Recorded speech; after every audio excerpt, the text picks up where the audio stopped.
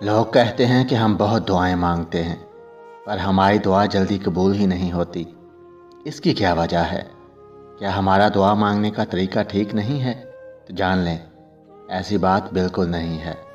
دعا تو جس حالت میں جیسے بھی مانگی جائے اللہ قبول فرما لیتا ہے، لیکن دعا کو جلدی قبول کروانے کے لیے کچھ ادب اور آداب کو ملحوظ خاطر رکھنا ضرور چاہیے، کیونکہ جتنے ادب اور سلیقے سے اللہ کے حضور حاضر ہوگے اور مانگو گے اتنی ہی جلدی آپ کی دعائیں قبول ہوں گی، کیونکہ ادب پہلا قرینہ ہے محبت کے قرینوں میں۔ تو جتنا محبت اور ادب سے مانگیں گے اتنا ہی اللہ تعالیٰ آپ کو نوازیں گے۔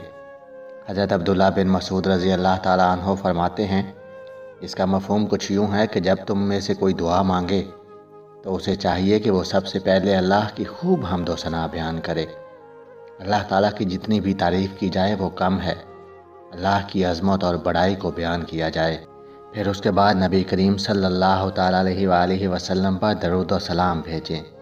آپ دعا کی ابتدا بھی درود و سلام سے کر سکتے ہیں، کیونکہ درود اللہ کے نبی کو تحفہ ہے ہماری جانب سے، اور دعا کو اگر درود کے تحفے میں پیک کر کے بھیجیں گے تو اللہ تعالیٰ آپ سے بہت خوش ہوتے ہیں، اور اسی خوشی کی بنا پر آپ کی دعا کو قبولیت کا درجہ ملنے کی خوشخبری ملتی ہے۔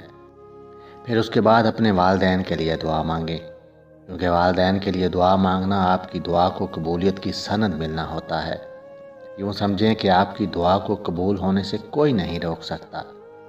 یہ بات میں دعوے سے کہہ رہا ہوں کہ آپ ہر نماز میں اپنے والدین کے لیے خصوصی طور پر دعا کریں۔ خدا کی قسم آپ کی زندگی میں وہ تبدیلی آئے گی کہ آپ سوچ بھی نہیں سکتے۔ اللہ آپ کے لیے ایسے وسائل پیدا فرمائے گا کہ آپ کی سوچ ہے۔ پھر اس کے بعد جو دعا آپ اپنے لیے مانگنا چاہتے ہیں وہ مانگیں، اللہ آپ کی دعا کو ضرور قبول فرمائیں گے۔ اور یہاں پر اللہ کی مخلوق کے حق میں بھی ضرور دعا کیجیے گا، اس سے اللہ تعالیٰ آپ سے بہت زیادہ راضی ہوں گے۔